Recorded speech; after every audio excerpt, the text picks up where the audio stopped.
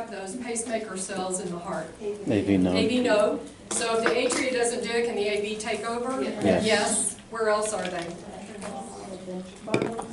The bundles, a bundle of his, and the Purkinje fibers all have pacemaker ability. The lower you go, how fast is the heart rate? Okay. So if automaticity is related to that first rate phase of depolarization, can you see why these drugs affect class 1 are going to affect, especially 1A and 1C are going to affect automaticity? Look at the sodium channel. Okay. So when it says it decreases automaticity, that's what it means. So it should be effective in those type of arrhythmias where you've got that interference or cells that are setting up their own kingdom and starting the impulses from their side. Make sense? More so? Okay. All right, let's look at class 2. Class 2 are the beta blockers. So they treat tachyarrhythmias for the most part. They have effects on rate and conduction, especially through the AV node. So they are going to help with those type of arrhythmias. So they decrease conduction velocity, they increase the refractory period, decrease automaticity. Okay, so that should make sense based on what we just said.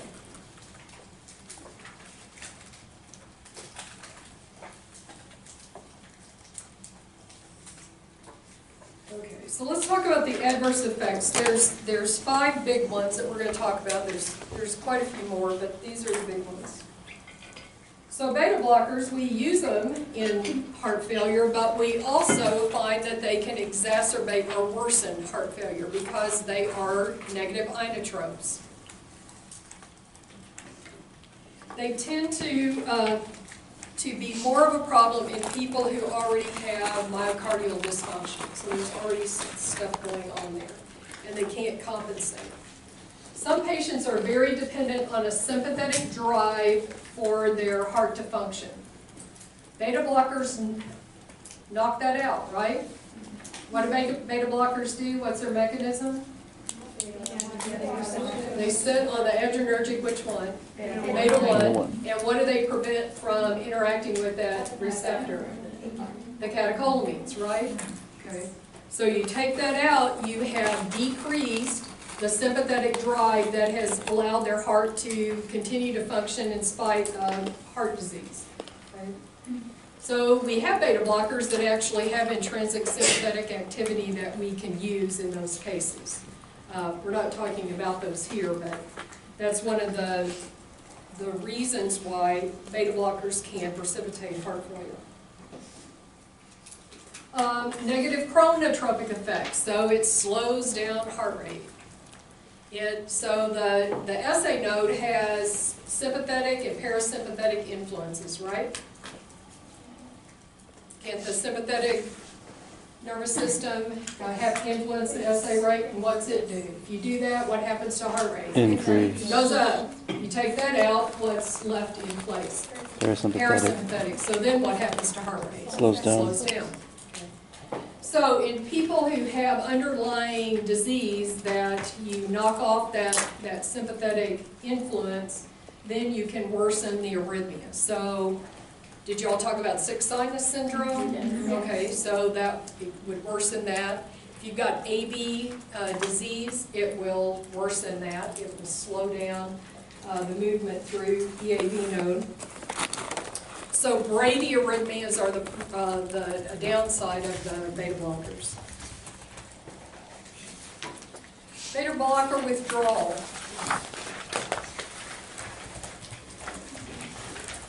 So when we talked about the cell and receptors, we talked about them as a dynamic state, right?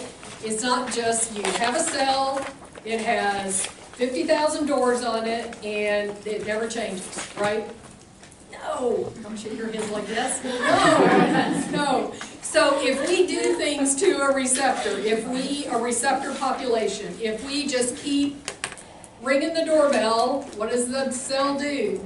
Start shutting those receptors down. The more you stimulate receptors, usually through down-regulate. So if you also shut off receptors, the cell can upregulate. It can create more. It's like, I can get around you. You give me a drug, I can get around you. Okay? So that happens with chronic use of beta blockers. The cell will upregulate, increase the number of receptors on that cell.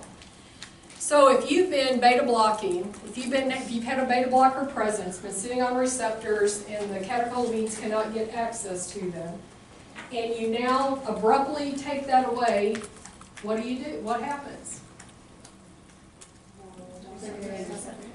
So now there's plenty of receptors and there's more catecholamines, so they've got a place. So heart rate can go up, blood pressure can go up, arrhythmias can show up. So when you talk to patients about their beta blockers, you want to educate them about don't stop them abruptly. Because if you do, then you might get side effects that we don't want. So if we're going to take somebody off a beta blocker, we titrate them off of it. There is no set way to do this. It should be done over a few weeks. It will depend on what's the underlying problem the patient has heart-wise. I would say the more worried you are about side effects showing up, then you might take it more slowly. But reducing the dose in half about every 2 weeks and watching for signs that the heart can't tolerate that would be probably a conservative way to approach it. So number one, tell patients don't abruptly stop it. If you're having trouble with the beta blocker, let you know so that if the decision is to take you off, then you can do it safely.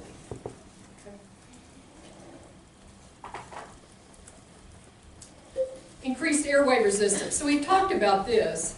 So in people who have COPD, asthma, that beta blockade can cause bronchoconstriction, right? Because we use a beta agonist to bronchodilate. We use a beta blocker, we get bronchospasm.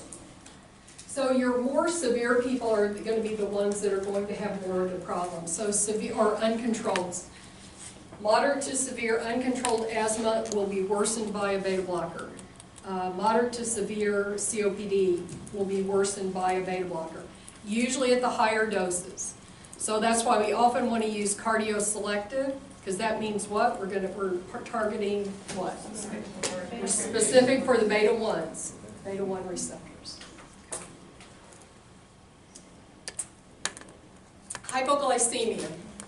So the catecholamines, norepinephrine in particular, and epinephrine, can change glucose levels. They have effects on the beta cells, but they also have effects on the liver. So the liver has large stores of glycogen.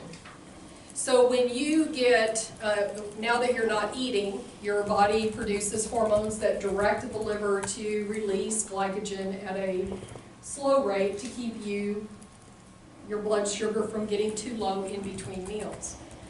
But if you have a sudden decrease in blood sugar, like a diabetic could who's on medicines to lower their blood sugar, if it lowers too fast, the body looks at how fast is your blood sugar falling over what time frame. If that happens too quickly, then the body will release epinephrine, and that will direct the liver to quickly release glycogen. So a couple things that happen is that if you have someone on a beta blocker who, let's say they're diabetic, they're taking insulin, and they have a low, their ability to respond to low blood sugar is thwarted by a beta blocker being on board. Doesn't mean we don't use it in them, as we talk to them a lot about how to avoid a severe low. The other thing that beta blockers do is that is a problem with the potential for low blood sugar, is that when you have a low, it sets off an adrenergic response. So the body releases the catecholamines. So what symptoms would you have if you have a low? You got a big rush of norepinephrine and epinephrine. So what happens? Heart rate, anxiety, tremors, headaches can happen. Okay. So all of those can be blocked by a beta blocker. So the person's ability to perceive a low, you've taken all those warning symptoms away, with the exception of one, which is sweating. Okay. Sweating is actually under sympathetic control, but the last neurotransmitter is acetylcholine. So beta blockers will not block sweating in response to, and these people usually get fairly diaphoretic. They'll sweat. So when I was at your age, the big thing was for anxiety is beta blockers. Is that still out there? I don't know if people do that. For performance anxiety. So people, before they were going to do a performance, whatever brought on anxiety, they give a low dose of beta blockers. So one of the first times that I had to give a talk as a resident, it was to a large group, and I decided I would take a beta blocker. That was stupid. I had on a wool suit, and I drenched that suit on the inside. The lining was like I had thrown it in the washer. That's the only time I ever done it. Well, it was wool. Yeah, I didn't get through that, but it was a well-constructed. But man, the lining was terrible. You looked fine. Yeah, yes, I did. I looked fine. They never knew it, but on the inside.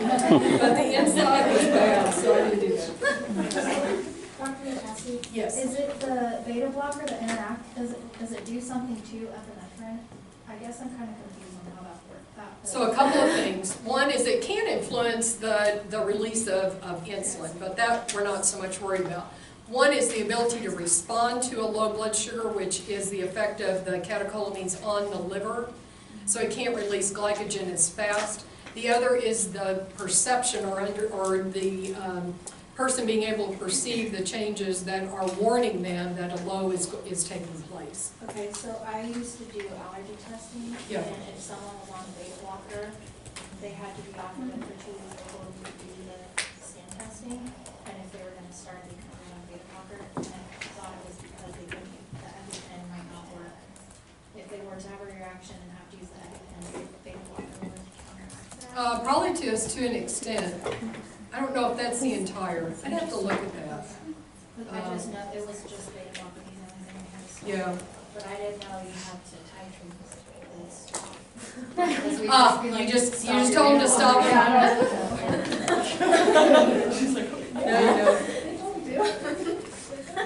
You know, if someone is fairly young and they had in their heart and they're on it for, let's say they're on it because they've got hyperthyroidism. If your underlying heart is good, then probably the reaction is not as much. So you can tolerate an increase in blood pressure, you can tolerate an increase in heart rate. It's people who have structural disease, or organic heart disease, coronary artery disease, those people. So it goes more to that than it does to everybody. Is that? So that makes more sense in your population. Okay.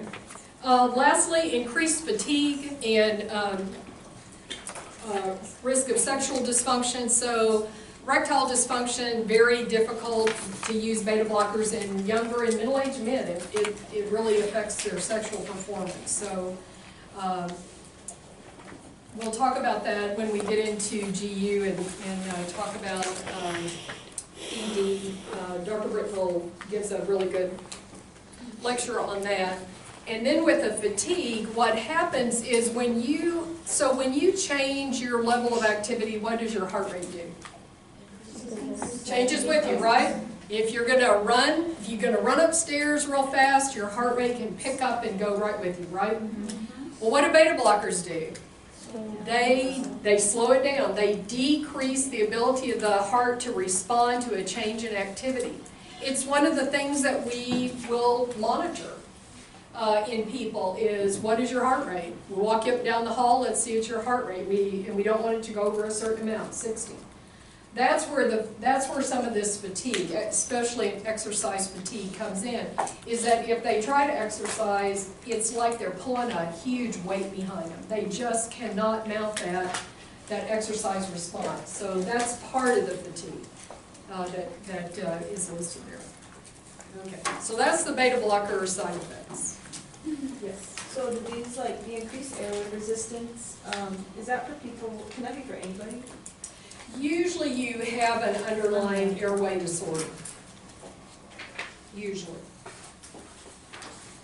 Okay, class 3s. This is the fun class.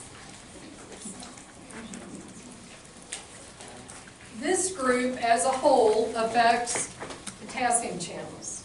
Can affect others, but predominantly that's why they're put into this class. So if you look at the top, amiodarone, dofetilide, dronedarone, sotalol, ibutylide. Those are the ones in this. This has several that are started in the hospital.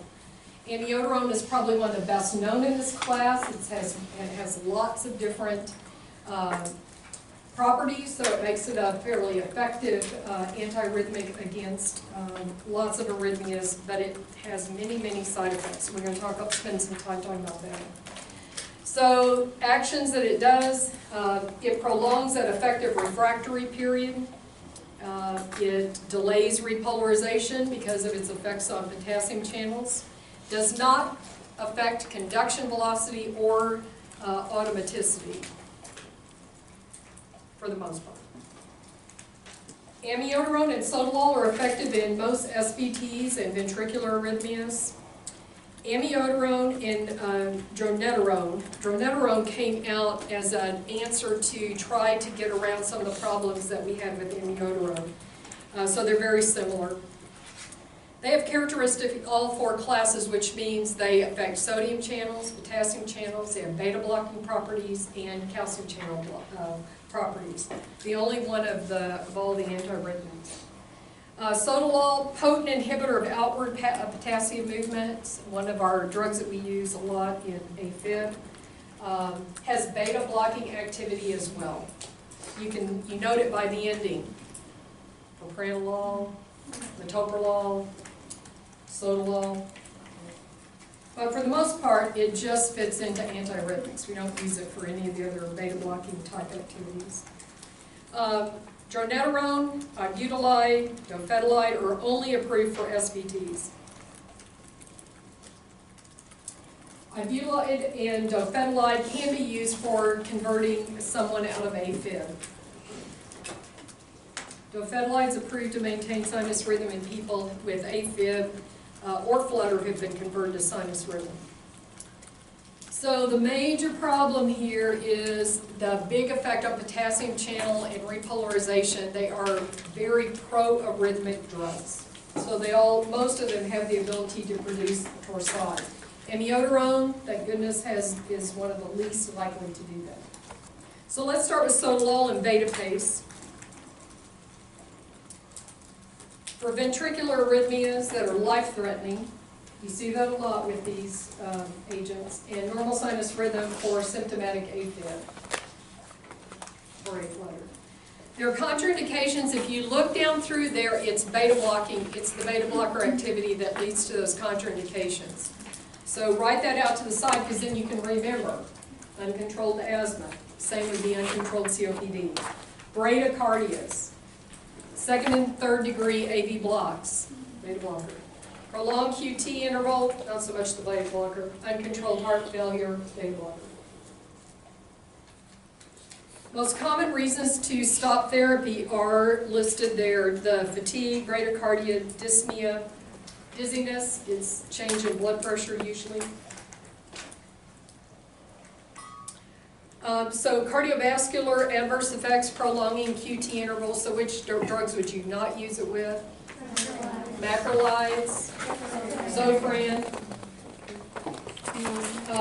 Let's see.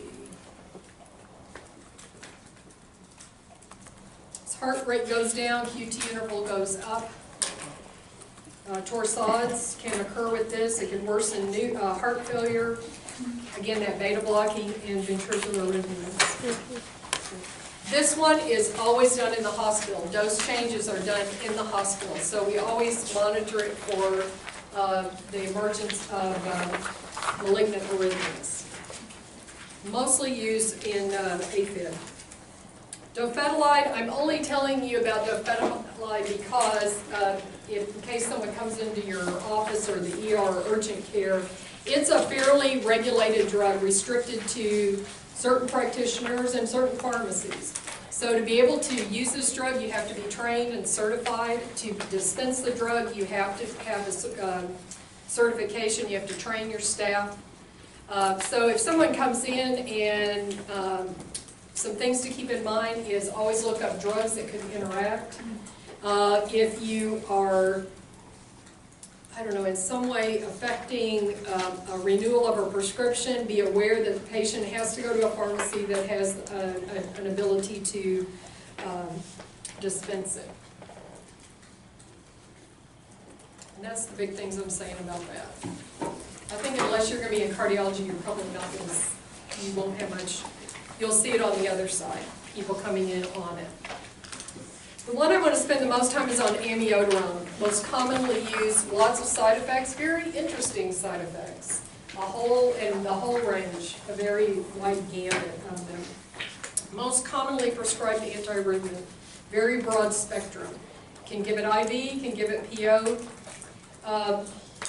Very small dosage range, 200 to 400 is pretty common. Older people, the 200 down to the 200 is better.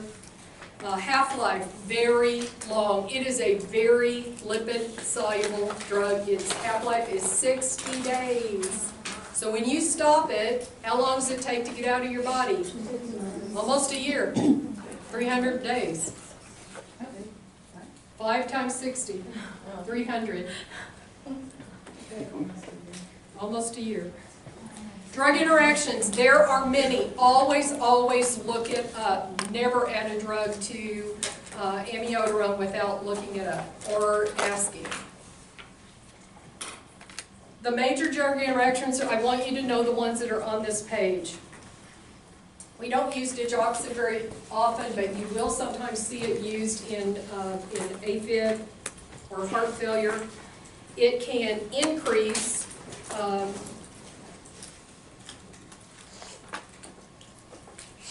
the serum concentrations. So digoxin has a very narrow therapeutic range, which means what? Toxicity and therapeutic effects overlap. So very narrow therapeutic range. So very important that the dose of digoxin be adjusted. Amiodarone and warfarin, this is very common. So I worked in a warfarin clinic. We had about 350 patients. I saw this drug all the time because we had a lot of heart patients. Big interaction, and it will cause the warfarin to go up. So you have to make changes and decrease, right off the bat, we just decrease the dose by 50%. And it requires frequent follow-up. If you don't have them in an anticoagulation clinic, then you will need to have them come in for at least every week until it stabilizes out. And if they stop, it's the same thing. It takes a long time for that drug to get out of the system, so you have to monitor more frequently when they're on it. Statins and amiodarone interact. Azole antifungals, again, we talked about it, and quinolone antibiotics. So amiodarone is one that you need to add that red flag to your brain, so that every time you see it, the red flag goes up and you think, gotta check drug interactions. Good already. Okay, adverse effects. 75% of people will have adverse effects on amiodarone. It is a lot. 5 to 20% will require discontinuation. So you know it's pretty good if we keep people on it. Sometimes we can keep people on it when these occur, and sometimes we can't. So pulmonary disease. So amiodarone can affect the lungs and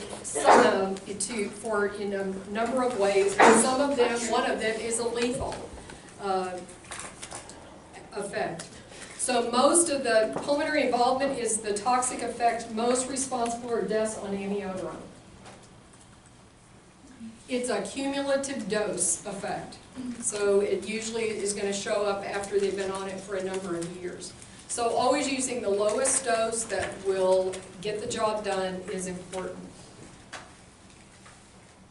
you look under that third bullet, the types that you can see are the chronic interstitial pneumonitis, most common, a pneumonia, ARDS, or acute respiratory distress syndrome, or pulmonary mass.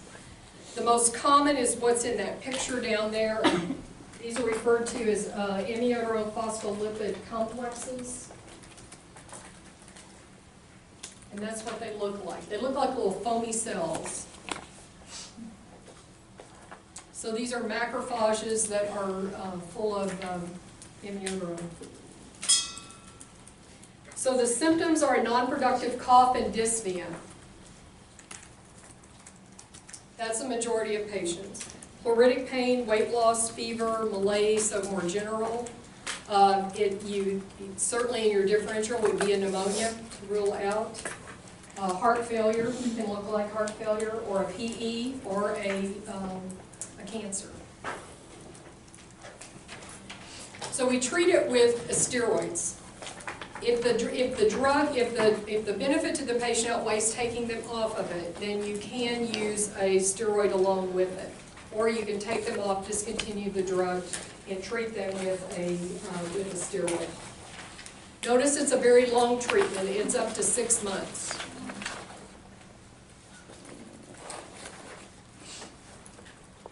Pulmonary toxicity may progress despite stopping the drug because it stays in the body so long, and it may recur once you try to take the steroids off. So paying attention to people that have pulmonary symptoms on amiodarone is important. Thyroid dysfunction. Saw this quite a bit in people with in the warfarin clinic. So amiodarone can cause you to have low hypothyroid or hyperthyroid. Hypothyroid is the more common presentation. We saw that pretty often in our clinic. Did not see hyperthyroidism as much. So amiodarone has a very high iodine content to the makeup of the drug. So in some folks, it's giving them all that iodine is what makes them hyperthyroid, because if you give them a lot of iodine, they'll make thyroid hormone. So under number 2, amiodarone-induced hypothyroid, up to 10% of patients. Can occur anytime, not related to dose. It is responsive to replacing them with thyroid hormones. So you can continue the amiodarone in those folks and put them on a T4 replacement. The hyperthyroidism is a little bit different. It's a very sudden onset. People get very symptomatic very quickly. So here are some of the symptoms. So those thyrotoxic symptoms, usually they lose weight quickly. They get very anxious, hyped up, or agitated would be another word. Unexplained fatigue, emotional lability, nervousness, palpitations. 2 types can occur. Type 1 is just too much of an iodine load. And it's thought that in those people already have an underlying thyroid disorder, either diagnosed or not diagnosed. For those people, we put them on a drug that will block thyroid synthesis, so like methimazole or PTU. It's under management. Type 2 is direct destruction of the thyroid cells themselves. It's a hypersensitivity reaction. And so they release a large amount of thyroid hormone all at once because they have a rapid destruction. These people can have no underlying disease, a normal thyroid to start with. For these folks, we put them on a beta blocker to block the thyroid effects, hormone effects, and a steroid to reduce the hypersensitivity reaction. I would say these are pretty common. This is a pretty common side effect that you will, if you deal with patients with amiodarone, you will see. The cardiac toxicities are not big with amiodarone. Mostly comes from its calcium channel and beta blocker activity. Its ability to produce malignant arrhythmias is low. It's still there. I think it says 1 to 3%, but it's low, but it is a rare potential. Again, with these, making sure that potassium and magnesium levels are normal.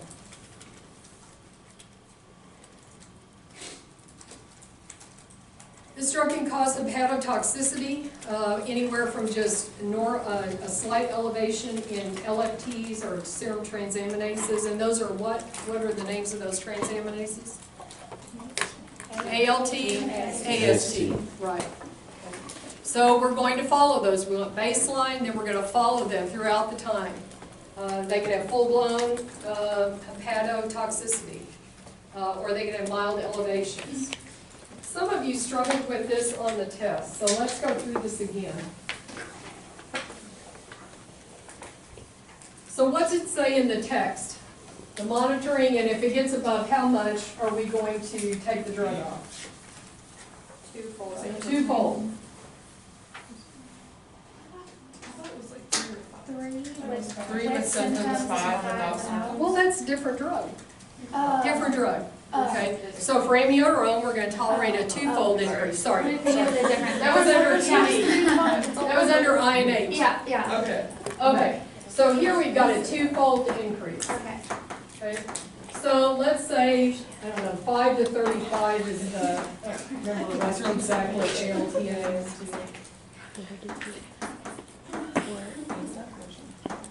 Sorry, I didn't mean that. Okay, so let's say they have at baseline, again, this is close, but it's not exact. So let's say they come in with an AST of 30 international units per minute.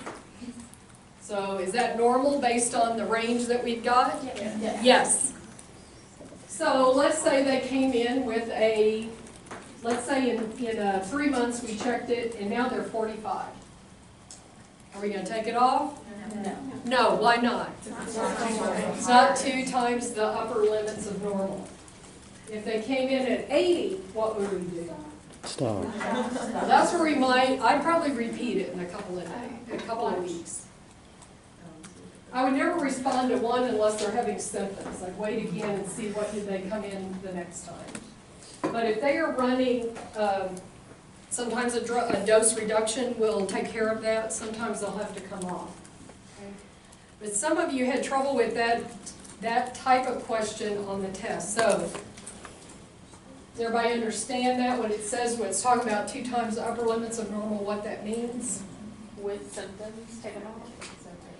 If they were symptomatic up here, perhaps, depends on what your options are and what you're treating and what's the likelihood that it will come back and it would be worse. So it's always a balance. If they consistently stayed up, then you'd have to think about something else. Or again, like if they're on 400 milligrams, it may be reducing them to 200 will work. Maybe they're 85 years old and they elect to I don't want to treat anymore. Dr. Letassy, Yes. would we always use their range or would we use their baseline if it was? Use the range. Use the range. What if they're symptomatic at 45? This one, that's not very. Liver toxicity, that would be unusual. Okay, so that is one of your monitoring parameters. Next page. So GI, again, any drug can cause GI. Let's look at the ocular changes. They're really different. So a couple of things happen. One we don't worry about, and one we worry about a lot. See the deposits? No, you can't see them with that, can you? See these deposits? In your text I put down, they describe them as cat whiskers. You see it?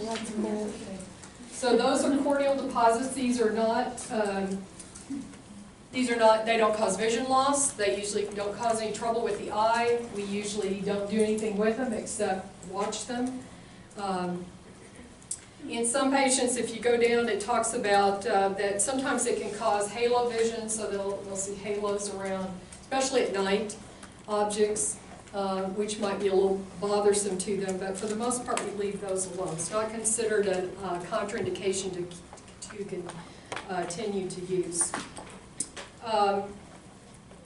Now the optic neuropathy, if you look at the bottom, that one is a danger of causing visual loss and blindness in patients. and it occurs with time. So it's still a low percent, 1 to 2% over 10 years. Reducing the dose, discontinuing the drug is recommended unless you don't have an alternative to treatment. So those are the vision. Skin reactions, interesting skin reactions. So this drug causes a photosensitivity, which is what the man's hands are. So we have other drugs that when you have the drug that's deposited in the skin and you get exposed to the sun, you get a more than expected like sunburn. So these we would recommend people with amiodarone either stay out of the sun or use a sunblock when they're outside to protect their skin. The other one, the man on the other side, you can see the bluish kind of discoloration. So that's amiodarone deposits in the skin, and it causes it. I've seen it a couple of times, not very often. It gives them this bluish gray undertone to their skin. It's kind of subtle, but the longer you look at him, you can see it. Do you see it? Some of you say yes, some of you say no. I think it's more purpley, because he looks kind of, I can, so you can like see the blue. I think you're on the floor. I think it's the distortion of the screen. When I'm looking at this screen, it's much more, it's blue.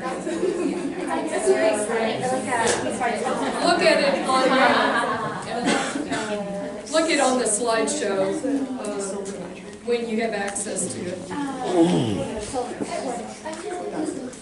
There is no therapy for this. If you stop the drug, it will eventually go away. It is a common board question is what the PA is telling me. So it's one of the few drugs, it's one of the, I can't think of any other drug that does that, called discoloration. Does the optic neuropathy reverse if they start I don't believe so. I think you can arrest it. stop it progressively?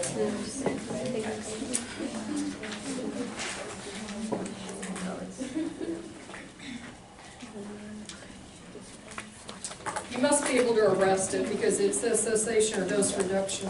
Yeah. Neurologic dysfunction on the top of the next page. Lots of different forms, ataxias, neuropathies, paresthesia, sleep disturbances, as high as 30%. Monitoring summary is, I've made you a table there of the monitoring summary, so you should know that. What kinds of things do you need to be looking for or at? You know, they may be being seen by a cardiologist, they may be taking care of this, you as the primary care. If they're very stable, they may not see their cardiologist very often, and so you would need to be doing these or making sure they're being done. On page 22, I took out the chart out of up to date, and it gives you it gives you the list of all of the major side effects and their incidence. So you see that they're fairly common. I usually look for these adverse effects in people that are on amiodarone and ask them questions. So you see thyroid, liver, eye, skin, and GI tract are all fairly high.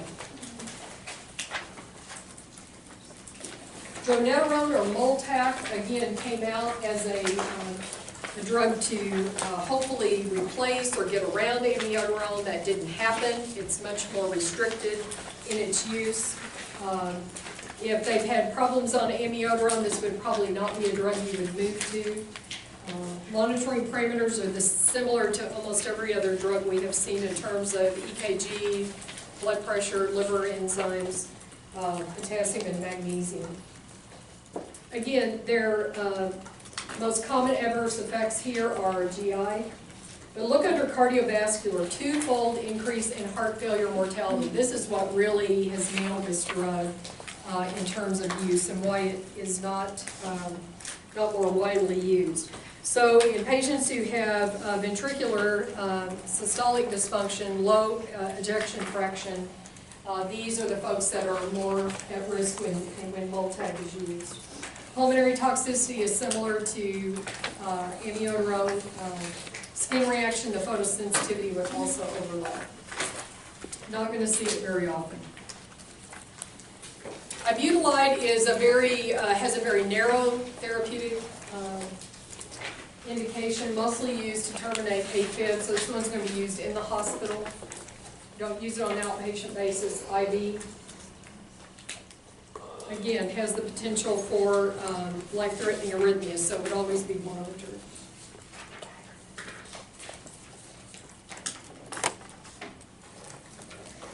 So I want to go to the very last page.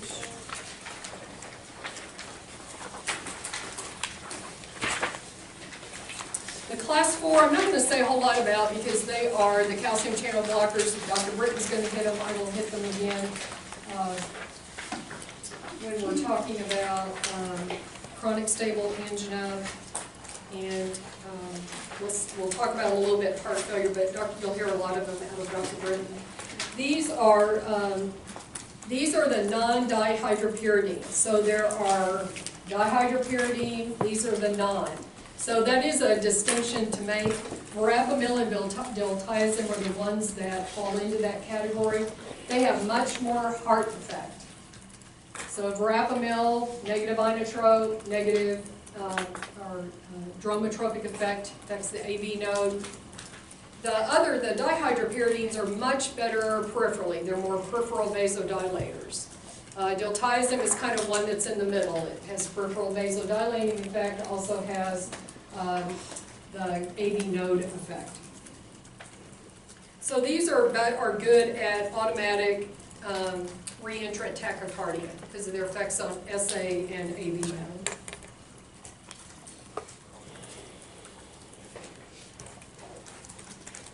Last section, pro-arrhythmic action. So you should have takeaway today that these drugs are all highly effective. Well, I won't say highly effective. They are effective, but they're highly dangerous. So very much a benefit and risk. And so remembering that about pro-arrhythmic effect. Class 1 is a higher. Beta blockers really are not pro-arrhythmic. Class 3, they're pro-arrhythmic. If you look down at the very bottom of that page, drug-induced dysrhythmias. These are the ones, so we were talking about torsade and ventricular fibrillation. So those are the ones listed. Amiodarone is listed in there only because it's used a lot. So if it's going to happen, you got a lot of people, it'll show up, but it's low incidence. The rest of them are much higher incidence. And you'll see a lot of those are the class 3s with procainamide and quinidine being those class 1As and disopyramide. Then you see those other drugs at the bottom are ones that usually in healthy people are not going to cause them trouble, but if you add them to drugs that also prolong QT, like the macrolides, haloperidol and droperidol we'll get to, we talked about psych, and methadone, pain medicine. Okay, going back up. So risk varies according to the type of arrhythmia in that second. So the presence of structural heart disease. What does that mean? We say structural heart disease. Like valvular? Valvular would be congenital heart defects would fall into there. QT interval, is there a disease there that already is prolonging that? Conduction disturbances that already exist. Sinus node dysfunction, so like sick sinus syndrome we talked about. Heart failure, left or right ventricular function. So all of those, so lots of things go into whether or not somebody is going to develop or at risk for an arrhythmia when you use an antiarrhythmic. People who are at the highest risk are those who have depressed left ventricular function. Heart is not working well. Their ejection fraction is low. They're hypokalemic. So again, paying close attention to potassium levels is important.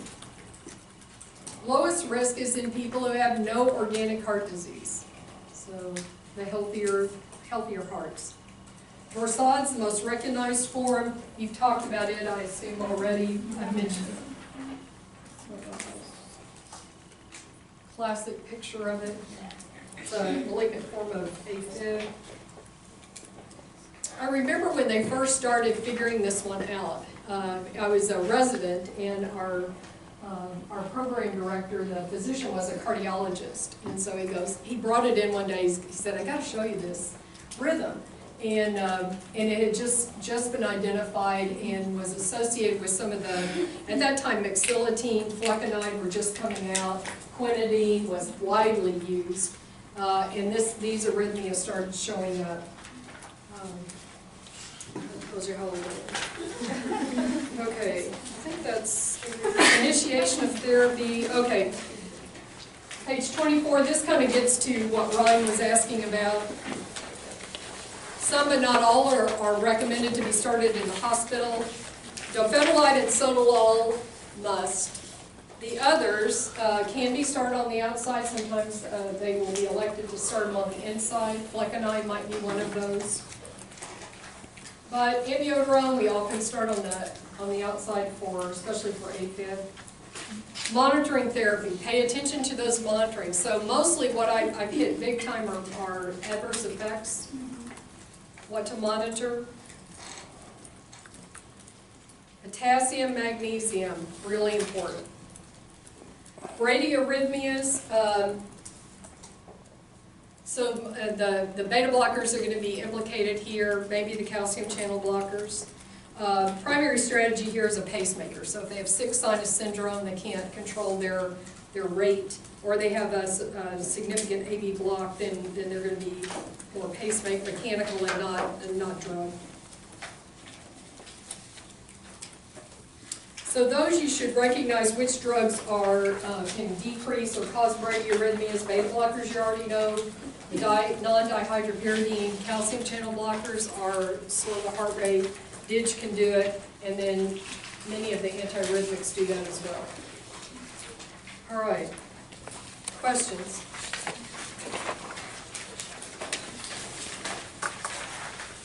Look at that table. Use that to organize. Get it down in your head which drugs are in which category. Look at what they're usually designed to do.